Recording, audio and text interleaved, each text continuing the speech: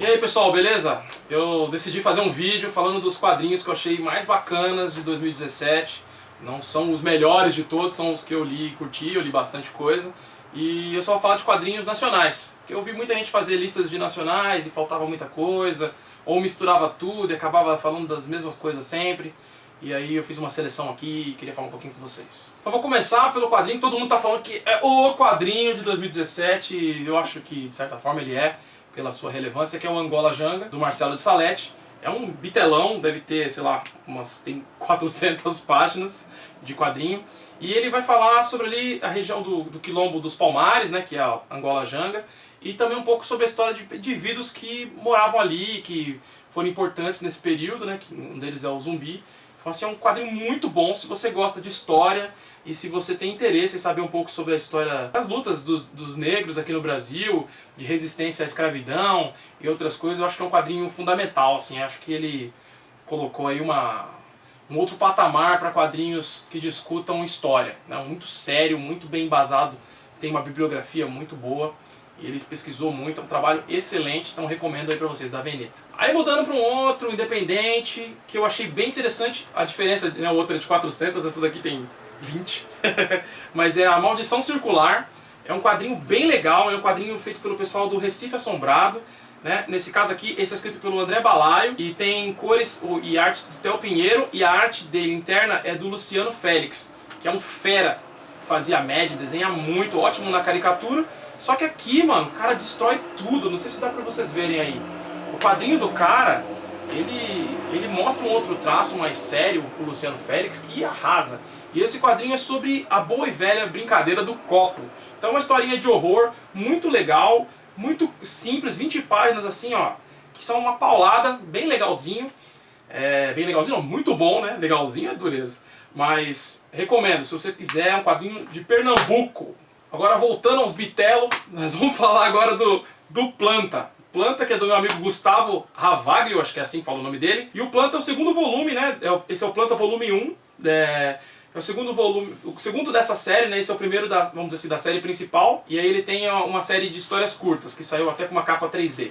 Né? Essa daqui, cara, olha a vibe do negócio. Capa dura, todo cheio dos efeitos, mas a arte é maravilhosa e o roteiro mais ainda. É um álbum típico de quadrinhos europeu, né? De aventura, com um personagem que é uma planta que tem uma roupa que dá mobilidade para ele. Ela enraizou nos membros e ele pode controlar esse corpo, como se fosse um Earthworm Jim versão planta. Só que a história é muito doida, cheia de coisas psicodélicas, viagens interdimensionais. Tem uma história aqui que é no mundo da música, que eu acho que é uma das coisas mais brilhantes que eu já li na minha vida. Então olha só que louco. Esse aqui é um quadrinho fantástico. Recomendo. Agora um outro quadrinho importante, que aqui é de duas lendas do quadrinho nacional. Acho que não dá nem pra puxar a capivara dos caras, né? Um deles é o André Diniz, que foi o meu professor de roteiro. É um cara que eu considero um dos maiores gênios do roteiro no Brasil, de quadrinhos. E eles fizeram junto. E o Laudo Ferreira, que é o cara do Yeshua. Esqueci o nome agora do quadrinho que ele fez sobre o pai dele. Nunca lembro, que tem a ver com a ayahuasca. E juntos eles fizeram um quadrinho chamado Olimpo Tropical. E o Olimpo Tropical meio que nasce direto de um outro quadrinho importante, que é o Morro da Favela. Então aqui são como se fossem conceitos que sobraram do Morro da Favela, inspirações, que o Morro da Favela é uma biografia, né? E nesse aqui é um personagem fictício que é um menino que ele tem problemas locomotores e ele quer fazer parte do movimento, tá ligado? Então ele acaba procurando um trampo, quer fazer parte porque ele quer conquistar poder, a menina que ele gosta e tal. E no fim ele acaba virando aqueles caras que tomam conta de uma escada. Uma história muito interessante, um drama policial, um humano, assim, bem contado. E foi lançado pela Masturpial. Vale muito a pena vocês darem uma olhada, acho que vem aí posso considerar um novo clássico aí do quadrinho nacional. Agora, se você curte um quadrinho mais divertido, cheio de referências à cultura pop, e um dos quadrinhos de estreia da editora Plot, né, do selo Plot, que é da Astral, comandado lá pelo Felipe Castilho, recomendo Kombi 95, que é um quadrinho muito doido, conta sobre uns moleques de uma rua, aquela coisa que a gente viveu, é sobre os anos 90, né? Então é aquela coisa que a gente viveu, de brincar com os amigos, de ter aquele monte de coisas que a gente viveu, Tazo, Pokémon, programas de televisão. Ele deve fazer umas 80 citações por página. Então, se você lembra de lojas antigas, revistas, ele faz um apanhado incrível sobre os anos 90 e conta uma história bem interessante que pode ser sobre a infância de muitos de nós, né? De fliperama, olha só, pipa, que é essa infância híbrida, né? Entre a era digital e a não digital. Eu recomendo muito, eu esqueci de falar o nome do cara, do Thiago Cruz, né? Thiago Ossos Tortos, que fez um trabalho incrível comigo na MED e depois foi lançado pelo SESI, o material dele. Vale muito a pena isso aqui. Mais um que me surpreendeu, eu peguei na Comic Con e eu não esperava, eu não conhecia, chama Calango. Eu acho que deve ter sido Catarse, eu não sei. Que é uma história pós-apocalíptica, que protagonizada por uma garota que tem um calango de estimação. Olha só que bonitinho, a velhinha e o calango. Mas a menina é essa aqui, ó. É uma menina negra que está sobrevivendo a um apocalipse onde a água acabou e não tem comida para ninguém, então vive de restos e de água contaminada e tal. E ela está fugindo com uma velhinha que ela encontrou numa casa. Mas assim, é um quadrinho muito bem contado. Ele usa efeitos muito interessantes, e às vezes ele tira a cor para brincar com algum efeito de passagem de tempo. Tem alguns cortes, tá vendo, de abertura de olho da pessoa. Olha, a narrativa gráfica disso aqui é fantástica. Se você gosta de aprender a contar uma história com quadrinhos e curte uma história bem contada, eu recomendo Calango. Esse aqui é o número 2, mas você encontra os dois juntos, né? Do pessoal, é o do Cris e do Dudu, né? Cristiano Seixas e Eduardo Pansica. Se você procurar aí a Casa dos Quadrinhos, acho que você encontra o material dele, que é uma escola de arte. Recomendado. Indo para um troço um pouquinho mais desgracento, né, bem no estilo dos quadrinhos que a gente faz na Draco, a gente tem aqui Diva Satânica, cara, do Brão. Olha, um dos quadrinhos mais legais que eu li esse ano, de 2017. A arte dele lembra muito o que o Duncan Fegredo fez no Kid Eternidade. Eu sou muito fã desse quadrinho do Kid Eternidade e agora sou fã também do Diva Satânica. O roteiro é um roteiro mais arroz com feijão, acho que é um primeiro trabalho de roteiro mais complexo do Brão, mas eu acho que ele manda bem, ele se vira bem num primeiro trabalho e agora daqui pra frente ele só tem a melhorar, mas a história é muitíssimo bem desenhada, o conceito que ele brinca aqui é bem divertido e, sabe, parece um primeiro passo para um cara que vai fazer cada vez obras melhores. E ele desenha as mulheres mais sensuais do quadrinho nacional, então recomendo. Agora falar de uma coisa mais séria, é Uma Estrela na Escuridão, que é uma adaptação de uma biografia, né, de um cara do mesmo nome, chamado Gabriel Davi Pierin. Essa adaptação é feita pelo André Bernardino. Esse quadrinho também da Marsupial, ele trata sobre um brasileiro, né, um cara que nasceu no Brasil e foi morar na Europa, mas que viveu todo o Holocausto. Ele foi parar em campos de concentração, ele passou por aqueles trens, ele passou fome. E aqui, assim, você vê essa história. O primeiro contato que eu tive, eu não sei, eu achei o conceito meio pesado e tal, mas aí eu decidi dar uma chance, porque história desse período me interessa muito. E aí quando eu fui ler, cara, acho que é um dos quadrinhos mais tocantes e chocantes que eu já li. Se você gosta de obras como Maus, como Game Pés Descalços, se você curtiu aquele filme do Steven Spielberg, A Lista de Schindler, cara, esse quadrinho aqui é importantíssimo pra gente preservar a memória de quem passou por isso aqui, pra nunca mais acontecer. Agora mudando pros quadrinhos independentes trash! Se você não conhece a Escória Comics, que é uma das editoras independentes mais retardadas da face da Terra, você tem que ler, começar pelo Úlcera Vortex. Vi muita gente falar disso aqui, mas é bom mesmo. Quem me recomendou isso aqui foi o Guilherme das Baratas, muito obrigado. E basicamente, se eu posso resumir isso aqui, é um Rick and Morty desenhado por alguém que está muito drogado. E nesse caso esse muito drogado é o Vitor Bello, que é um cara incrível. A primeira página já mostra como é que um cientista descobriu a cura do câncer, que ele descobriu que tinha que encolher as pessoas, injetá-las em quem estava com a doença, e aí o câncer era vencido na porrada. Essa é a primeira página da HQ. Daí pra frente acontecem um monte de loucuras. E assim, qualquer coisa que eu contar de spoiler vai estragar, e essa é uma puta experiência. Já saíram 2 números, você encontra na Ugra. E a variedade, você viu que tem um quadrinho nacional, tem uma variedade gigante, então não poderia faltar um faroeste. E esse aqui acho que é um dos melhores. Ano passado saíram vários faroestes. Eu gostei de quase todos. E esse aqui é Jurados de Morte. Um ficou de fora da lista porque não cabia, que é o Abutres.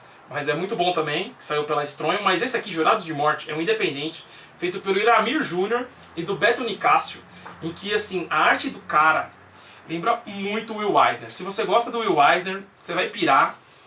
E os roteiros são histórias de faroeste no cangaço, e então tem toda aquele climão de Brasil. Então são histórias de faroeste no Brasil, que é uma coisa que eu tenho vontade de fazer, e eu tenho até planos já, achei interessante que tem mais gente querendo fazer isso aqui. E, cara, altamente recomendado, é independente, você vai encontrar em lojas como a Comic Boom, a Ugri e tal, e pelo procurar na internet você vai encontrar. Vale muito a pena. O nome é maravilhoso, né? Jurados de Morte, é tipo, caralho, eu queria ter tido essa ideia. Um pequeno, porém incrível quadrinho, vou até tirar aqui da embalagem. É culpa da Cristina Eiko, também vi em várias listas de melhores, mas merece. A Cristina Eiko mostra aqui que é foda. Não tem outra palavra para essa mulher. Ela manda muito, é uma história curtinha, que trata sobre a infância, altamente recomendado. Vale muito a pena ter na sua coleção, é da coleção O Grito da Ugra.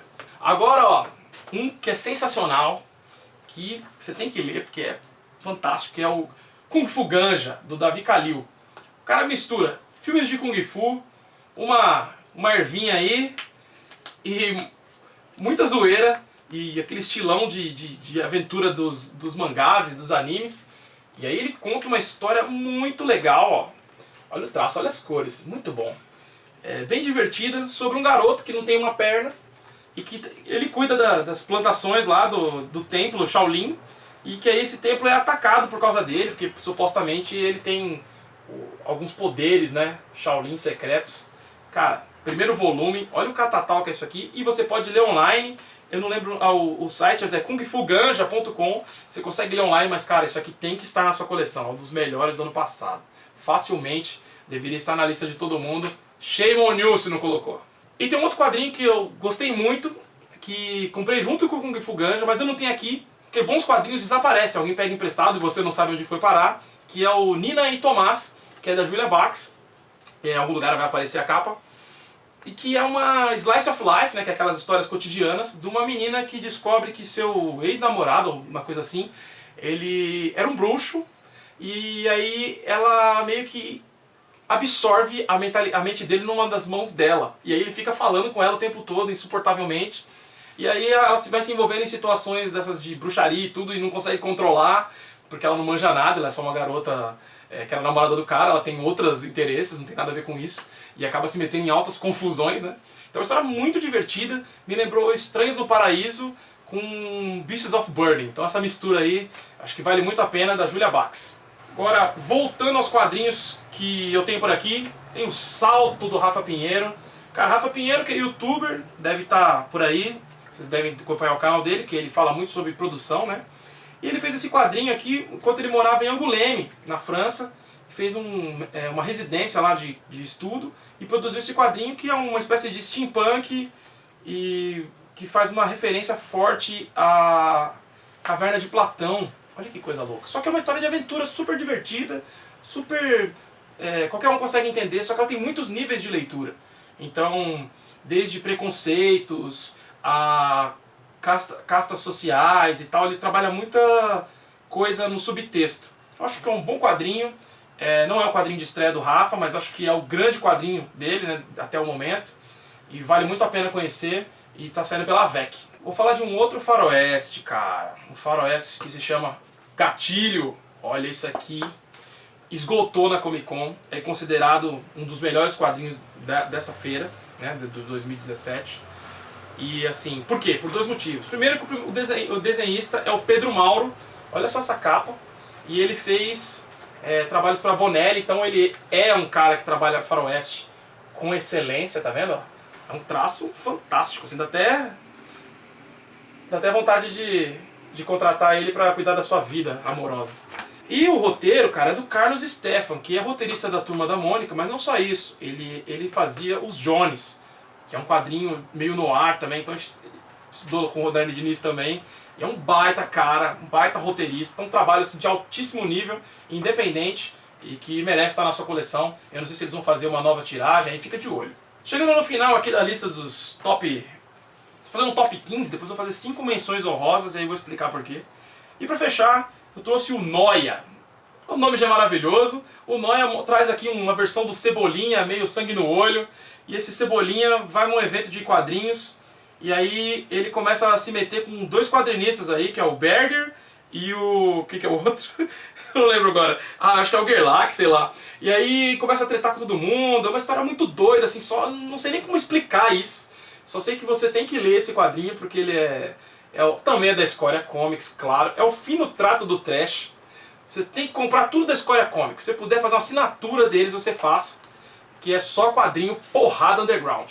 Você viu aí quais são os melhores quadrinhos do ano, mas eu separei 5 aqui que eu considero menções honrosas, né? Que são projetos que eu acho que bateram na trave ali, mas são bons e que prometem que os próximos projetos desses caras sejam melhores. O primeiro deles eu vou falar de um quadrinho que eu também perdi, claro, porque os quadrinhos bons vão embora, que é o Helldenk, que é do Ayrton Marinho e do Samuel Sajo, que são dois amigaços meus, e aí eu quis colocar aqui primeiro, que eu achei interessante eles fazerem um projeto independente juntos, que foi meio fora do esperado, e ao mesmo tempo fazer histórias de violência e trecheira demoníaca sempre merecem algum espaço, né? Então uma historinha curta que mostra uma banda de rock tentando fazer pacto com o demônio para fazer sucesso, e aí ela é muito bizarra, você tem que dar uma sacada. Então só ver aí com o material do Ayrton Marinho e do Sajo.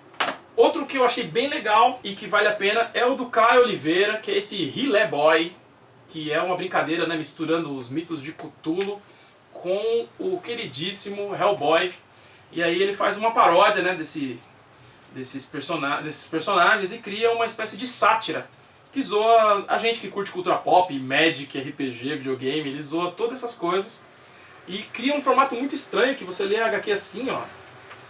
E esse formato particularmente me incomodou, e aí por isso está na menção honrosa. Mas o gibi é bom, vocês vão curtir, é muito divertido. E fez no Catarse.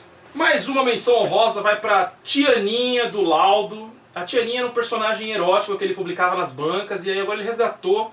E aí ele faz uma parada muito louca, que ele mistura... Opa!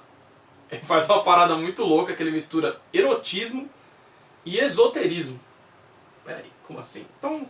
A Tianinha está em busca de autoconhecimento e a história começa com ela num templo, né, aqui, ó, no Nepal, onde ela vai buscar, né, se entender melhor e tal, e ao mesmo tempo ela mantém um caso com vários dos caras do templo. Mas a história é muito interessante, ele consegue fazer essa mistura de uma maneira muito saudável. Eu gosto muito do traço dele, é um traço muito diferente. Então... é um quadrinho independente, ele vai continuar, vai sair agora um circo, alguma coisa, acho que vale a pena dar uma olhada. Outro quadrinho bacana que eu li e que também merece estar aqui na menção honrosa é o Três Crânios, que é como se fosse o Supernatural hipster brasileiro. Tem dois caras que trabalham numa barbearia, que tem tatuagem, e aí eles caçam demônios e outras criaturas, né? E a história é daquele castelo que tem no centro, que dizem que é mal assombrado e tal, e aí... eles fazem investigações e tal. E a arte, cara, é de um cara muito fera, que é um figura completamente lesado, que é o Daniel Lopes, Danael, sei lá como é que fala o nome desse cara, um fresco. E nome de escroto do caramba, Daniel, tá louco. E o roteiro é do Alexandre Cavalo Dias, que é do Velhas Virgens. E, cara, a arte é muito louca, cara. Dá um ligo nisso daqui. E eu acho que tem potencial. Vale a pena dar uma trabalhada no roteiro das próximas histórias para ter uma coisa mais redonda, mas eu achei bem interessante. Vale muito a pena dar uma chance pro primeiro volume, que espero que eles façam mais. E por último, e não menos importante, nós temos esse aqui que está fedendo já há um tempo, que é o Carniça, um quadrinho dos queridíssimos Rodrigo Ramos e do Marcel Bartolo, e que tem uma das capas mais bonitas dos quadrinhos independentes de 2017. Esse quadrinho aqui meio que nasceu, né, da ideia que a gente vai lançar uma coletânea da Drácula do Edgar Allan Poe, e o Rodrigo fez um roteiro e decidiu publicar antes, porque ele queria lançar alguma coisa de quadrinhos, e aí eles fizeram na correria para o Comic Con, e ficou muito interessante. É um quadrinho que eu acho que tem um potencial, mostra o potencial deles para fazer obras bem interessantes de terror, né? Aqui eles misturam alguns conceitos do Edgar Allan Poe com essa vida de botequeiro, do sertão e tal. Achei bem legal. Acho que nas próximas eles podem apresentar coisas ainda mais... eu gosto muito dessa página. Ainda mais chocantes e interessantes. Vale muito a pena ter na sua coleção fica aqui a última menção honrosa. E eu agradeço vocês aí, valeu! Eu não sei se você se inscreve nesse canal, esse canal aqui é novo, eu tô fazendo só por esse vídeo. Então, se inscreve aí se você quiser, deixa um comentário, vamos trocar uma ideia aí de quais são os quadrinhos nacionais que você mais curtiu e nos preparar para a lista de 2018, que promete ser de 50 quadrinhos, sei lá. Então é isso aí, valeu, eu não falei de nenhum quadrinho que eu participei, eu até tirei um da lista que eu tinha pensado, que era o Marcate 40, que tem uma história minha. Então, se você quer conhecer o meu trabalho, tem a Editora Draco, vai ter uns links aí no texto. E além do que eu estou falando aqui, tem mais quadrinhos que são esses que eu trabalhei, que eu não coloquei, claro, né? Não vou falar só do que não era meu. Então, muito obrigado, valeu, e um beijo especial pro Load, que colaborou aí na produção dessa mega produção desse vídeo. Até mais!